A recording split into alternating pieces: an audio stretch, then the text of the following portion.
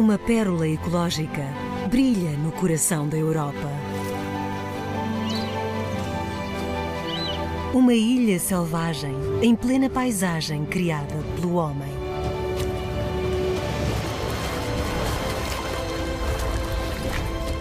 Mas esta não é uma reserva natural qualquer. Com origem numa área de águas residuais, tornou-se essencial para as aves migratórias da África, da Ásia e da Europa.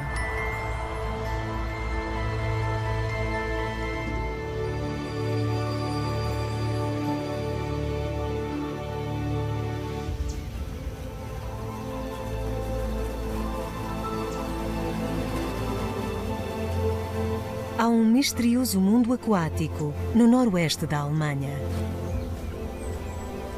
O Santuário de Aves de Münster, Rieselfelder.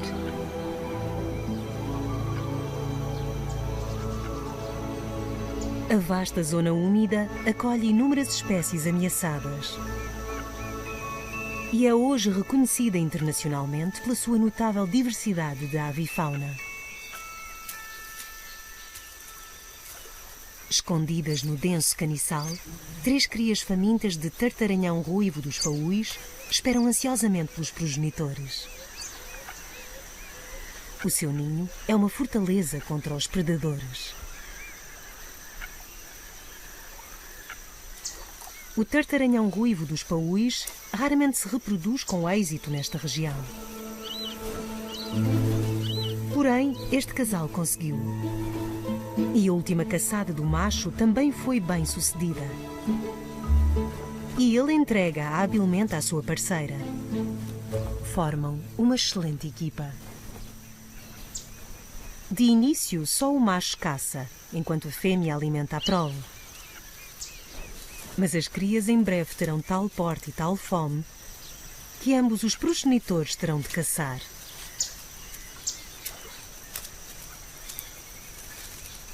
Para já as temperaturas são amenas, mas quando começarem a arrefecer, os tartaranhões partirão para o sul da Europa ou para a África.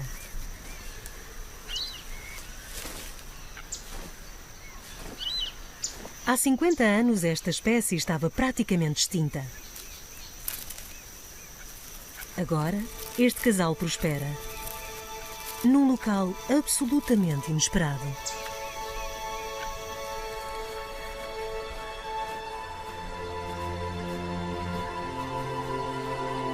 Vista do ar, esta paisagem parece um tabuleiro de xadrez de água e caniços. Contudo, este paraíso selvagem não surgiu naturalmente. Foi criado pelo homem. Tudo começou na cidade de Münster.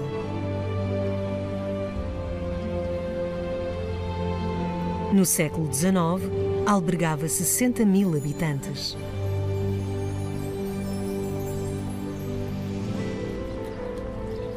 Como em muitas cidades da época, as suas águas residuais corriam diretamente para os rios adjacentes, produzindo um fedor insuportável e doenças. Para aliviar os rios, há pouco mais de um século, a cidade começou a encaminhar os resíduos para uma rede de condutas.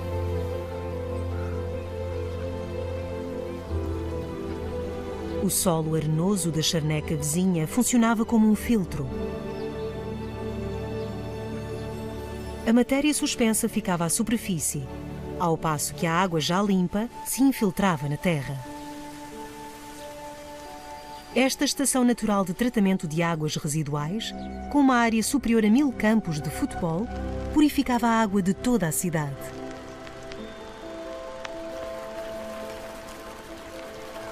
E, pelo caminho, aconteceu algo mágico e inesperado. Da paisagem surgiu uma nova zona úmida, atraindo aves aquáticas de todo o mundo. Aqui encontraram refúgio pernaltas raras, numa altura em que outras zonas úmidas da Europa se perdiam para o desenvolvimento agrícola e urbano. Os biólogos começaram a catalogar a nova avifauna da renovada região.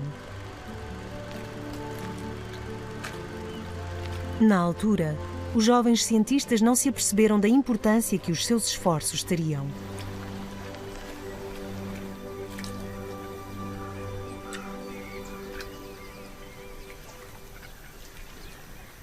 Este maçarico de dorso malhado voltou da sua casa de inverno, a sul do Saara.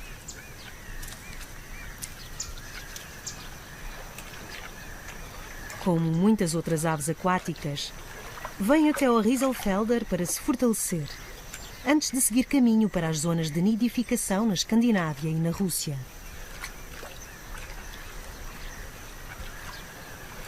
A narceja comum e o raro pilrito de bico comprido também aqui fazem paragem, nas suas extenuantes viagens entre a África, o sul da Europa e a Sibéria. Mas os feitos desta bela espécie são inigualáveis. O combatente é o ultramaratonista do mundo das aves. Os ornitólogos até já encontraram um espécime destas paragens na Sibéria Oriental, a mais de 7.000 quilómetros. Sem estas zonas úmidas interiores, muitas aves migratórias teriam dificuldade em levar as suas deslocações até ao fim.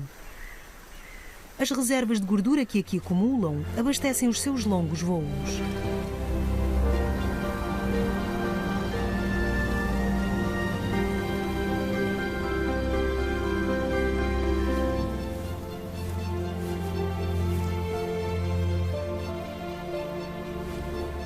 As restantes aves também são particularmente ativas na primavera.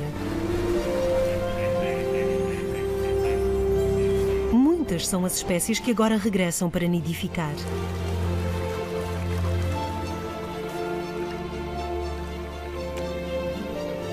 Para onde quer que olhemos, há acasalamentos a acontecer.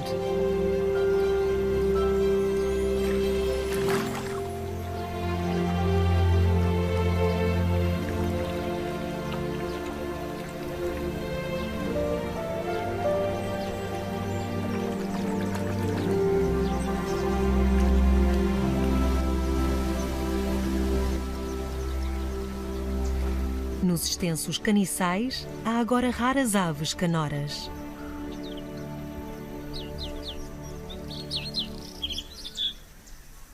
Durante décadas, o pisco de peito azul esteve à beira da extinção na Europa Central.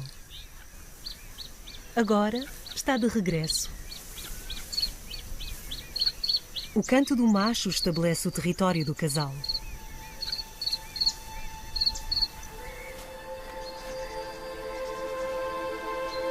Na primavera, os caniços ainda estão castanhos e áridos. O vigor do sol em breve mudará isso.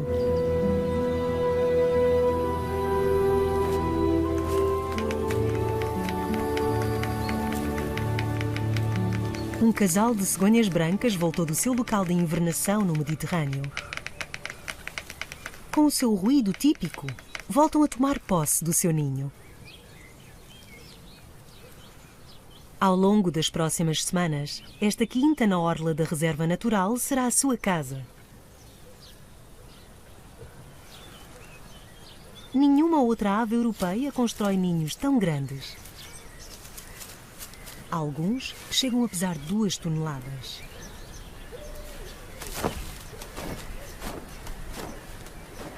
Regra geral, as cegonhas brancas mantêm-se monógamas durante muitos anos, mas não se inibem de trocar de parceiro. Na realidade, são mais fiéis ao seu ninho do que ao companheiro.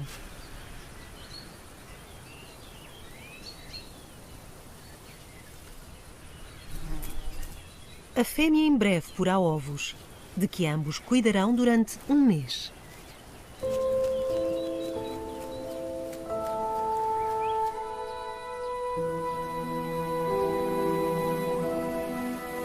Aos poucos, a reserva natural sai da hibernação.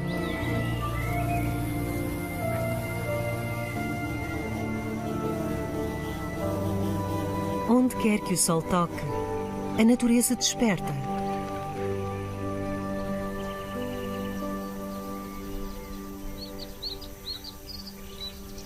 Ao contrário da cegonha branca, o galeirão comum passou aqui o inverno.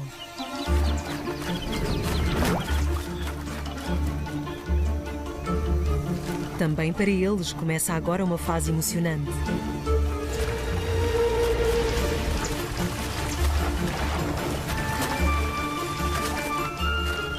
Lutam ferozmente pelos melhores locais de nidificação e afugentam qualquer intruso.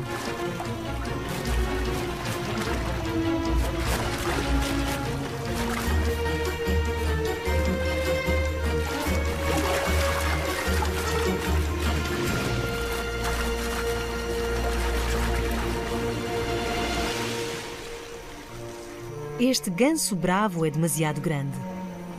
Deixam-no ficar.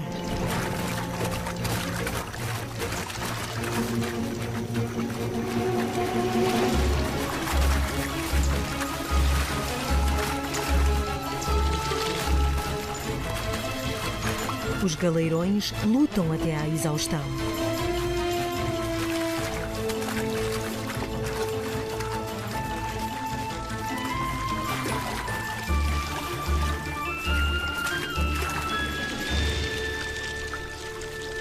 Hoje, como quase sempre, os conflitos só terminam ao anoitecer.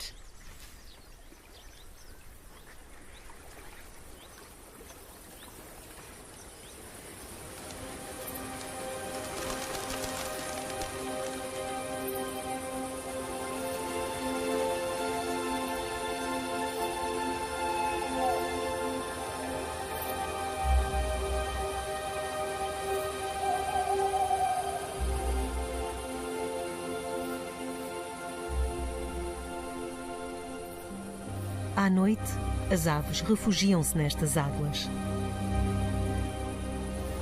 A segurança é tudo.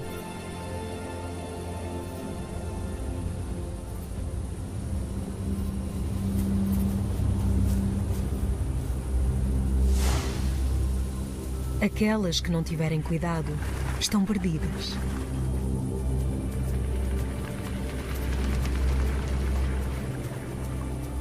Uma raposa apanhou um ganso.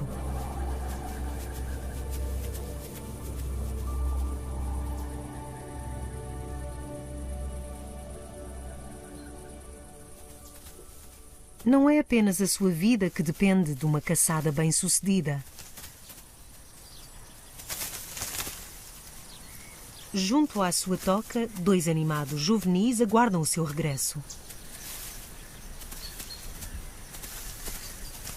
Têm apenas algumas semanas de vida, mas estão cada vez mais ansiosos por explorar.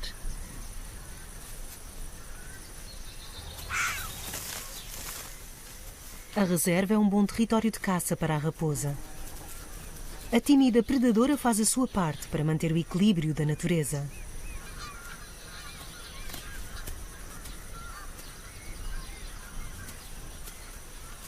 Nem todos os ambientalistas acolhem favoravelmente as raposas. Mas, neste meio farto criado pelo homem, não será esta família que fará moça na população de aves.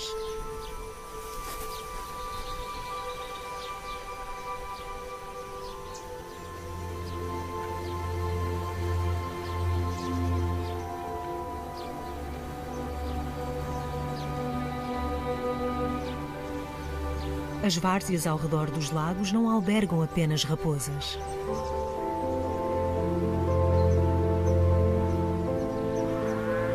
A reserva também é habitada por grandes herbívoros.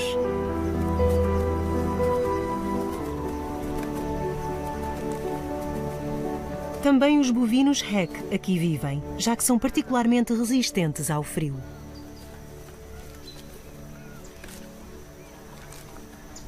Os bezerros nascem ao ar livre e a manada é totalmente independente, exceto quando tem de ser alimentada no inverno. São parentes de bovinos primitivos há muito extintos, e o seu pastoreio constante impede o crescimento excessivo das várzeas.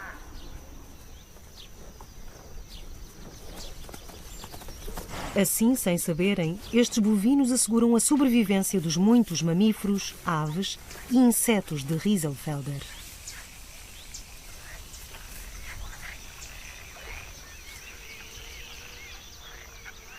Nas águas pouco profundas aquecidas pelo sol da primavera, dá-se um curioso espetáculo.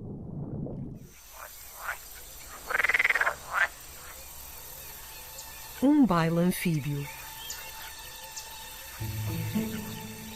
Nos charcos, juntam-se rãs comuns e rãs verdes. Os machos só têm uma coisa em mente: arranjar a parceira ideal.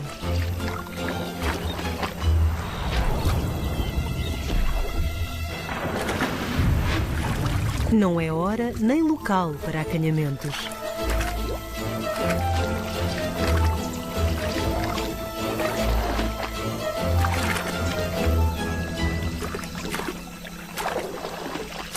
Nem para desconcentrações.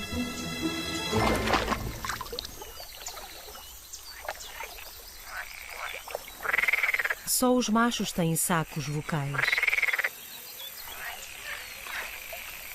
Esta parceira não irá pôr ovos tão cedo.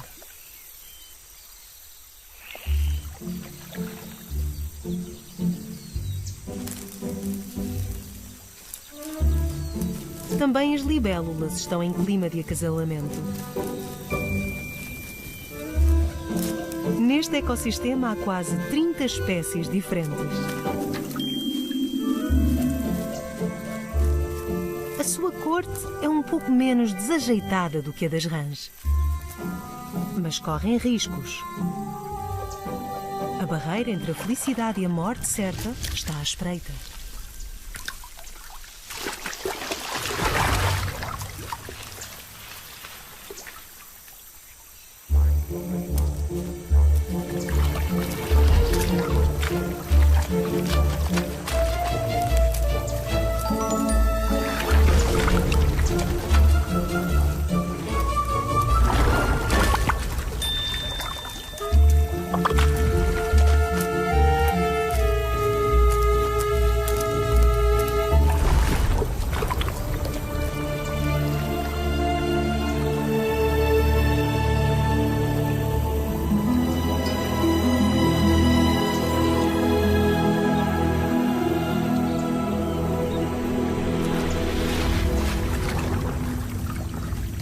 Uma vez mais, uma rã falha o alvo.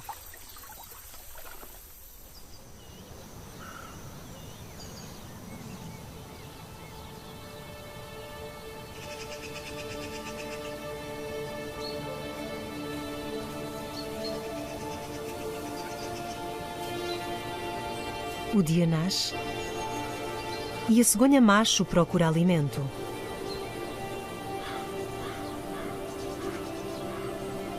A fêmea aguarda pelo seu regresso. E não está sozinha.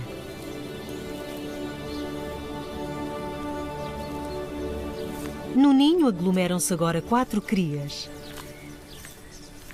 que têm fome. Têm sempre fome.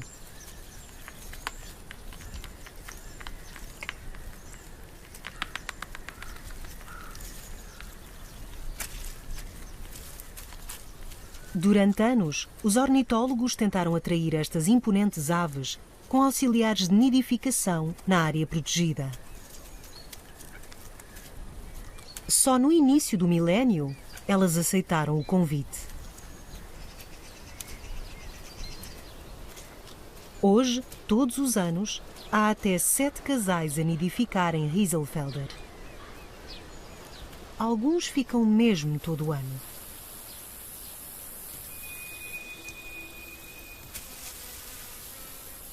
Nestas várzeas férteis encontram os insetos, anfíbios e roedores de que necessitam para alimentar as crias.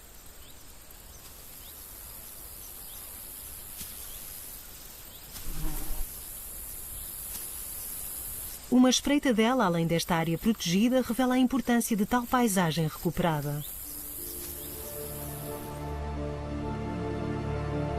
Pouca vida selvagem sobrevive a estes campos agrícolas.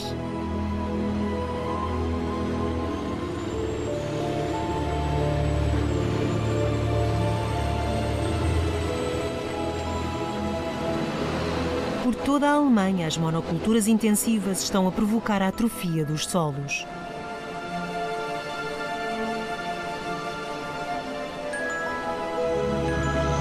Os fertilizantes espalhados no solo largam azoto na paisagem, posteriormente infiltrado pelas chuvas nos lençóis freáticos. Este desequilíbrio constitui uma ameaça para o ecossistema e para muita da vida selvagem residente.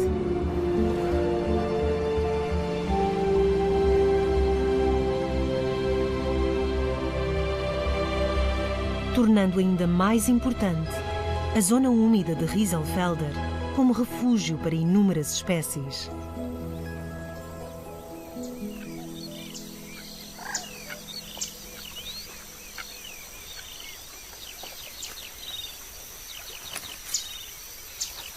Escondida entre os juncos, esta fêmea de roxinol pequeno dos caniços edificou um ninho para a sua família.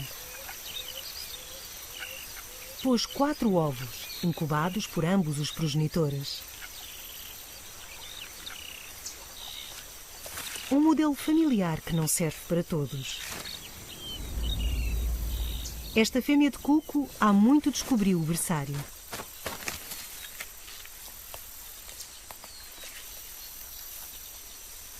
O momento é tudo.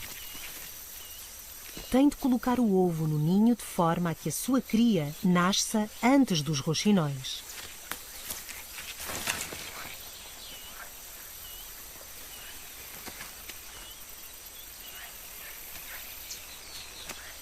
Os roxinóis pequenos dos caniços não fazem ideia do que aí vem. A fêmea verifica o ninho, mas não parece notar nada de estranho. Por serem progenitores tão dedicados, é frequente os cucos escolherem esta espécie para cuidar das suas crias. O logro voltou a funcionar.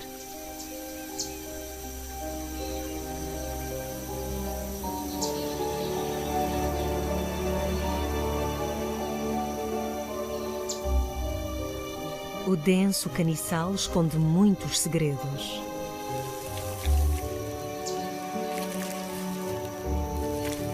Uma tímida cobra d'água de colar avança pelo emaranhado impenetrável. Aqui caça anfíbios, pequenos mamíferos e aves.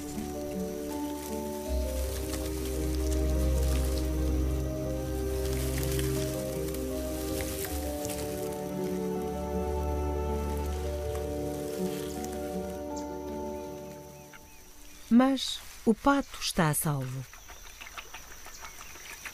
A cobra ainda não constitui perigo.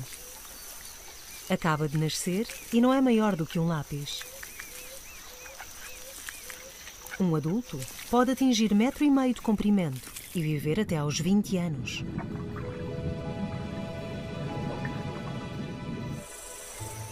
Foi a primeira a sair do ovo.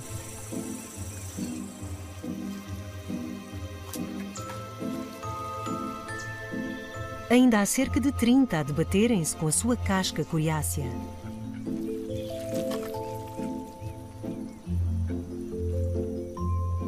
Cortam-na com um dente especial para o efeito.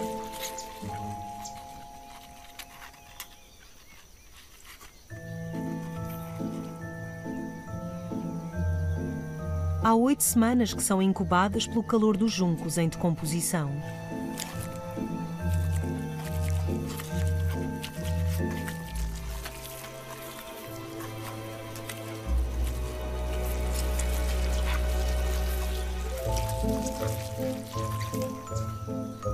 As pequenas já nascem totalmente formadas e independentes.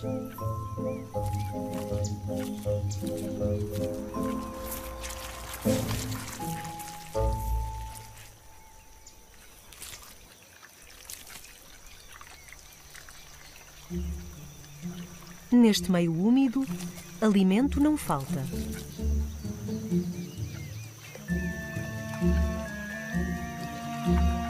Depois de crescerem, as rãs serão o seu pitel preferido.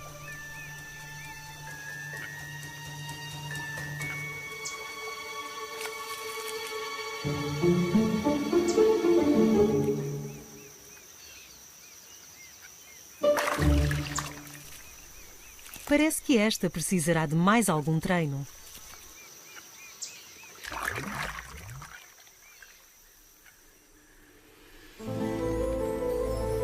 As rãs e as cobras d'água prosperam, porque já aqui não correm esgotos por tratar.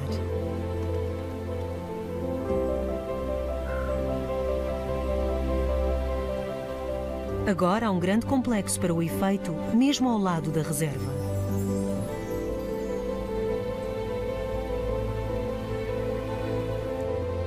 A moderna estação de tratamento de águas residuais de Münster foi inaugurada em 1975, desativando-se a velha rede de esgotos.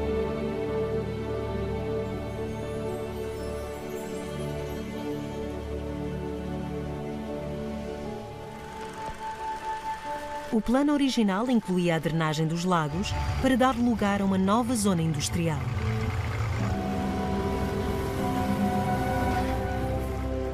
Porém, a população opôs-se por completo. Os biólogos haviam assistido à transformação da região e pediam um santuário de aves. E com o forte apoio social, os ambientalistas conseguiram salvar esta pequena bolsa natural. Em vez de desaparecer sob o betão, Rieselfelder tornou-se uma reserva mundialmente reconhecida para aves pernaltas e aquáticas.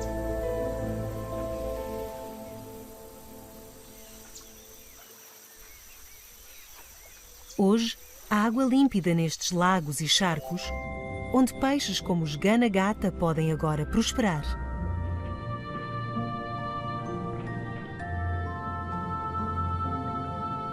Quando a água atinge determinada temperatura, o ventre do macho fica vermelho e ele começa a construir o ninho. Tenta impressionar uma fêmea, mas não é o único.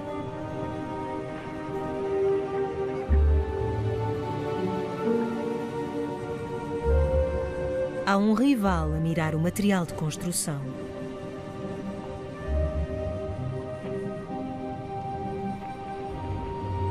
Os dois machos confrontam-se.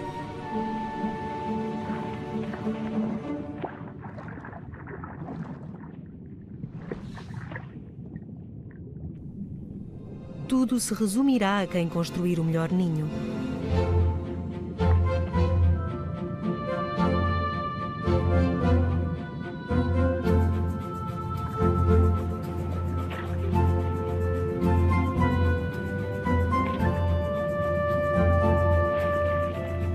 Ambos dão tudo por tudo.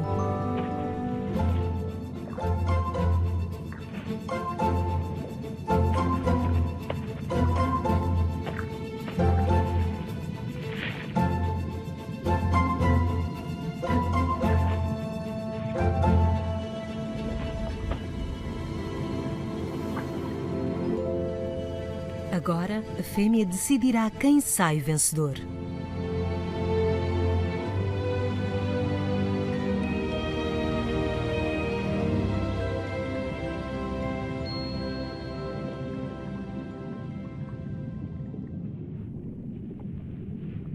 Do seu esconderijo, assistiu ao trabalho dos rivais.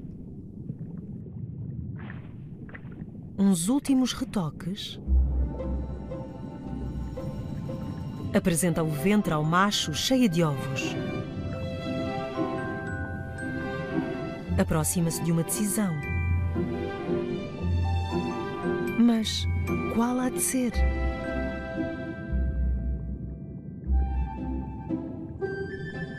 Finalmente escolheu. Com uma dança em zigue-zague, o macho direciona para o seu ninho.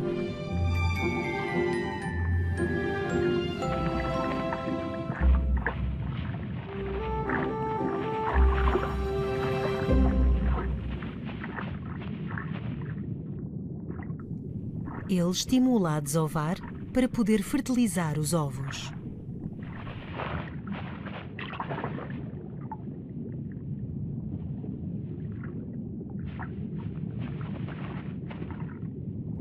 A ninhada será agora responsabilidade do macho. E a fêmea segue o seu caminho.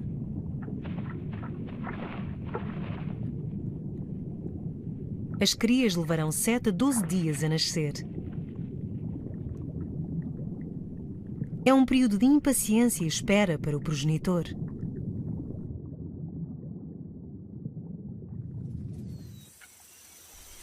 Também à superfície, a nova geração é o centro das atenções.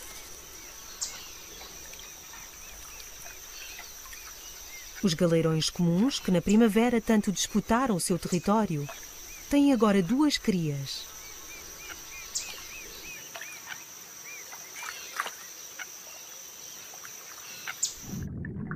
Os juvenis deliciam-se com pequenos camarões de água doce.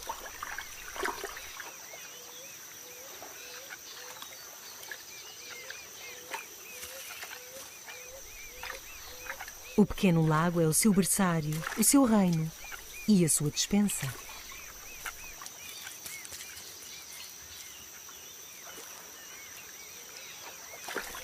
Os galeirões podem ter até 10 crias, mas, regra geral, só algumas sobrevivem. Estes pequenos curiosos são presas fáceis para ratazanas, aves e peixes predadores. Só aprenderão a voar e se tornarão independentes às 8 semanas de vida.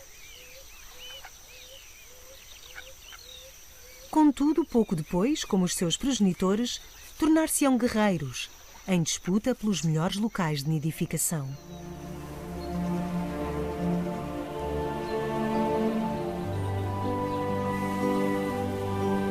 Nos meses de verão, há perigo à espreita nas árvores. Estas são lagartas da processionária do carvalho. Os seus longos pelos são farpados na extremidade e a sua picada pode provocar reações alérgicas aos seres humanos.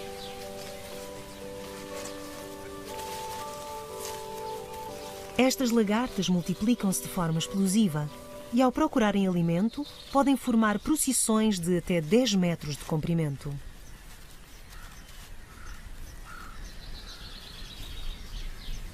Antes de se transformarem em pupa, concentram-se num enorme ninho.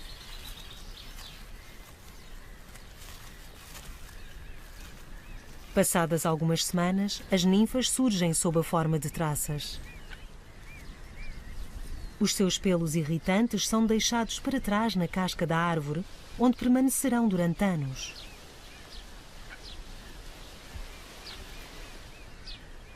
A processionária do carvalho é inofensiva para a cegonha branca.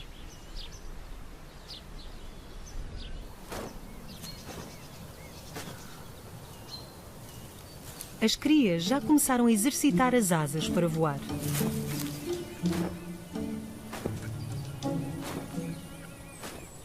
As 4 sobreviveram ao verão, mas em breve serão demasiado grandes para o ninho.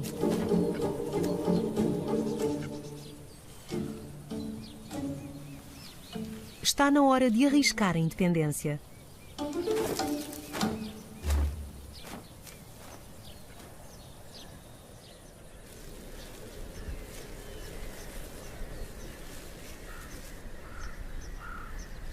As irmãs estão impressionadas, embora ela só chegue ao prado mais próximo. Antes das temperaturas baixarem, as jovens cegonhas partirão para o sul de Espanha e para o norte de África, onde permanecerão até atingirem a maturidade sexual por volta dos 4 anos. Talvez um dia também ela nidifique nestas várzeas.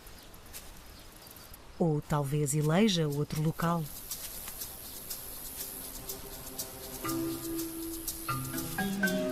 Até lá, a jovem cegonha tem muito que aprender.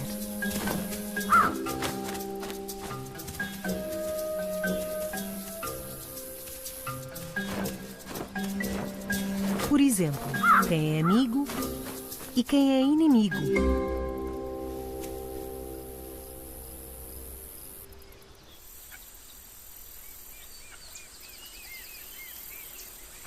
Esta região limpa e recuperada assistiu também ao regresso de muitas espécies locais.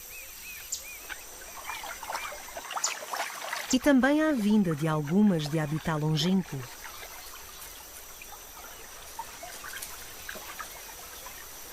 O coipu, ou falsa lontra, é originário da América do Sul. São comuns desde o Brasil ao norte da Argentina. Lá vivem em paúis muito semelhantes a esta zona úmida criada pelo homem. Os coipus foram trazidos para a Europa para criação em quintas para a produção de peles, mas depressa encontraram o seu nicho na natureza. E agora que as temperaturas se tornam mais amenas devido às alterações climáticas, cada vez mais coipus sobrevivem aos invernos da Europa Central.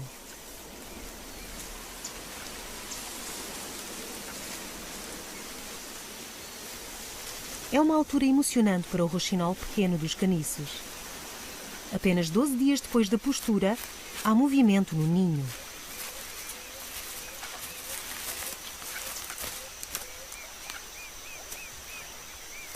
Nasceu uma cria. Mas o que está a fazer?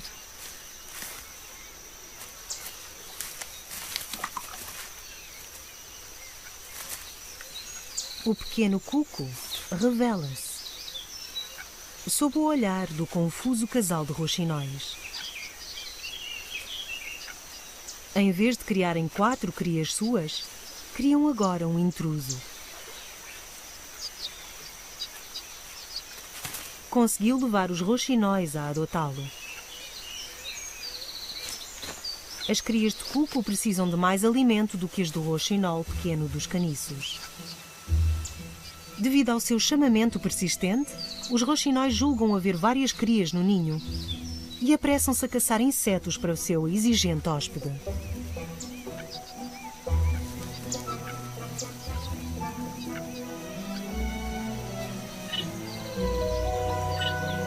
É trabalho árduo para os roxinóis, mas o casal alimenta-o dedicadamente como se a cria fosse sua.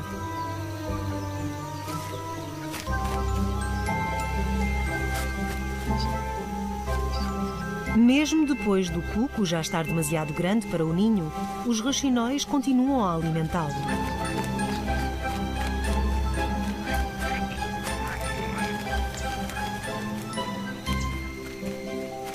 Uma vez mais, a fêmea de cuco foi poupada a difícil tarefa de criar a sua prole.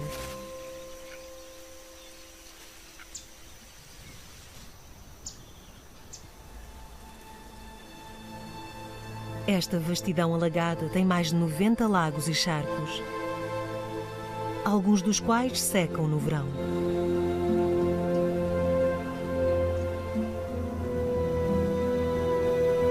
Por entre eles, as grandes várzeas albergam inúmeros insetos.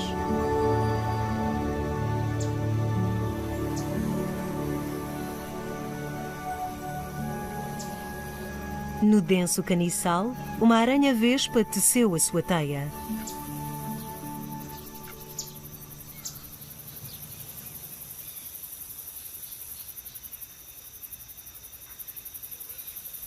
Espera apanhar um gafanhoto, mas em vez disso despertou a atenção de um macho. Tem apenas 1/6 do tamanho da fêmea. Tenta seduzi-la com as suas batidas ritmadas.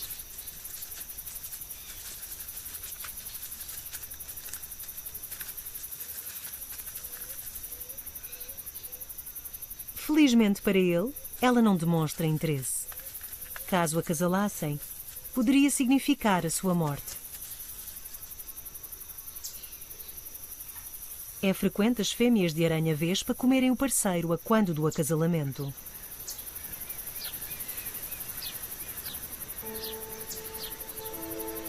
Os ricos prados da reserva não se desenvolvem sozinhos.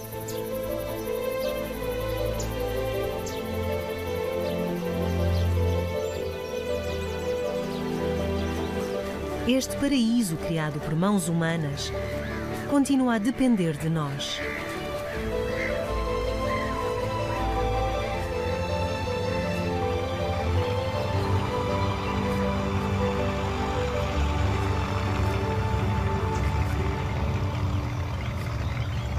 Todos os anos, depois das crias das aves que nidificam no solo deixarem o ninho, os prados de Rieselfelder são aparados. Deixam-se faixas de ervas altas, permitindo aos insetos e aos pequenos animais refugiarem-se da segadeira. O som do veículo indica ao guincho comum e a outras espécies que é hora de almoço.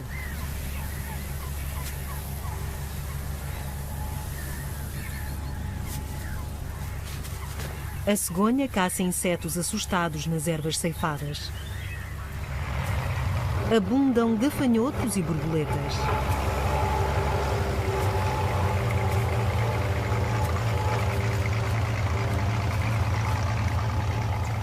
Uma refeição pronta para uma cegonha esfomeada.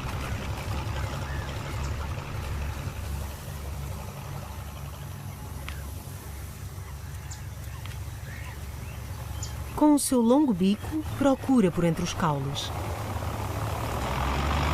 Mas depressa tem companhia.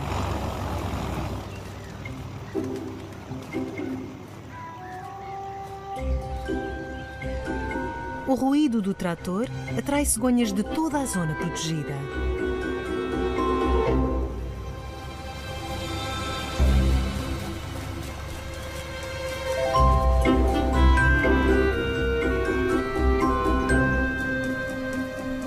O conflito é inevitável.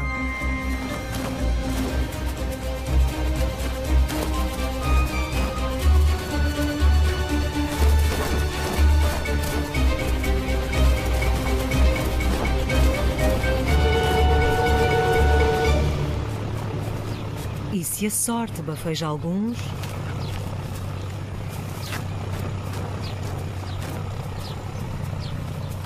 é natural que dê nas vistas.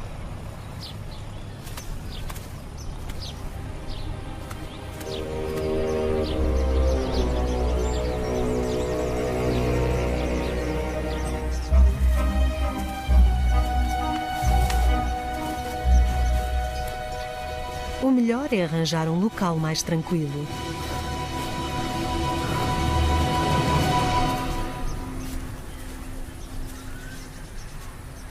A ceifa anual revolve a terra pobre em nutrientes. Sem ela, poderia perder-se a diversidade de habitats desta zona protegida.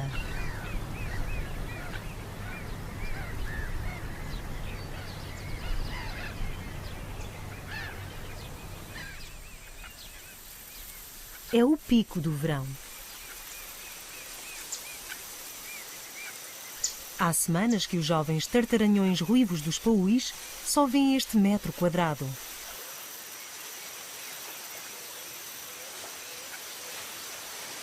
E estão finalmente prontos para deixar o ninho. Mas o que fazer com umas asas tão grandes?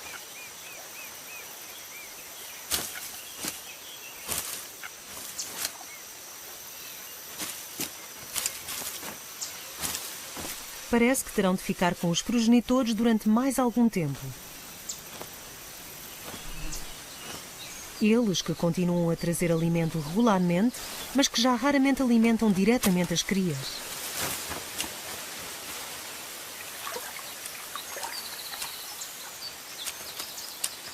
Com entregas tão rápidas, por vezes falham o alvo.